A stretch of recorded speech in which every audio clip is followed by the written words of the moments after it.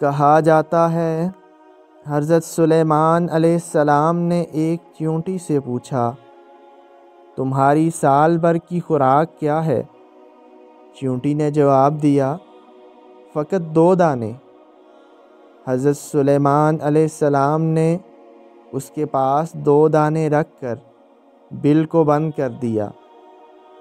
سال بعد جب دیکھا تو اس نے 1 دانہ کھا لیا تھا اور 1 بچا رکھا تھا۔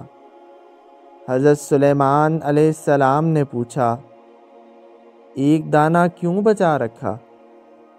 چیونٹی بولی، پہلے میرا بھروسہ اللہ پر تھا کہ 2 دانے بھی کھا لوں گی تو وہ اور دے گا۔ اب بات انسان کی تھی، اس لیے 1 بچا لیا کہ پھر وہ دے یا نہ دے۔